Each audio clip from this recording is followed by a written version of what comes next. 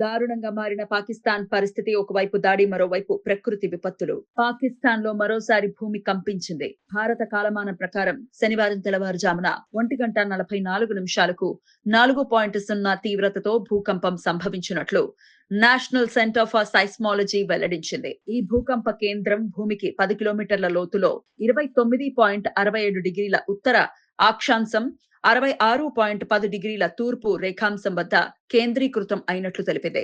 ఈ భూకంపం వల్ల ఆస్తి నష్టం లేదా ప్రాణ నష్టం జరిగినట్లు ఇంతవరకు సమాచారం అందలేదని అధికారులు పేర్కొన్నారు. ఇటీవల కాలంలో పాకిస్తాన్, ఆఫ్ఘనిస్తాన్ ప్రాంతాలలో భూకంపాలు తరచుగా సంభవిస్తున్నాయి. సోమవారం కూడా పాకిస్తాన్, ఆఫ్ఘనిస్తాన్ లోని కొన్ని ప్రాంతాలలో 4.2 తీవ్రతతో భూమి కంపించింది. ఏప్రిల్ 30న 4.4 తీవ్రతతో, ఏప్రిల్ 12న 5.8 తీవ్రతతో కూడా భూకంపాలు నమోదయ్యాయి. ముఖ్యంగా ఏప్రిల్ 12న వచ్చిన భూకంపం కూడా 10 కిలోమీటర్ల లోతులోనే సంభవించడంతో ప్రకంపనలు కొనసాగే అవకాశం ఉందని నిపుణులు ఆందోళన వ్యక్తం చేశారు.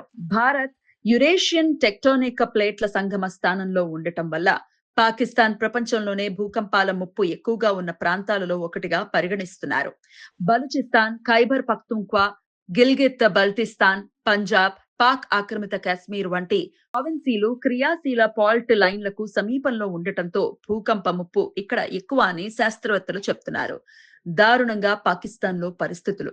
భారత్ పాకిస్తాన్ యుద్ధం జరిగితే పాకిస్తాన్ ఓటమి పాలు అవుతుందని, ప్రకృతి విపత్తులు కూడా సంభవించి యూరోపియన్ దేశాలకు నష్టం వాటిల్లుతుందని బాబా వంగా వెల్లడించారు. ప్రస్తుతం ఆ మాటలను నిజం చేస్తూ పాకిస్తాన్ లో పరిస్థితులు దారుణంగా మారుతున్నాయి. భూకంపాలు కూడా చోటు చేసుకోవటం అందుకు నిదర్శనంగా నిలుస్తుంది. ఇదిలా ఉంటే భారత్ పాకిస్తాన్ మధ్య చోటు చేసుకున్న ఉద్రిక్తతలు కొనసాగుతూనే ఉన్నాయి. జమ్మూ సమీపంలోని పాకిస్తాన్ పోస్టులు, ఉగ్రవాద లాంచ్ ప్యాడ్లను భారత్ సైన్యం ధ్వంసం చేసింది. ఈ ఉదయం అమృత్సర్ లోని ఖాసా ఖాంట్ మీదుగా ఎగురుతున్న డ్రోన్లను గుర్తించినట్లు అధికారులు వెల్లడించారు. అంతర్జాతీయ సరిహద్దు నియంత్రణ రేఖ వద్ద 26 ప్రదేశాలలో డ్రోన్ దాడులను భారత్ విజయవంతంగా తిప్పికొట్టింది.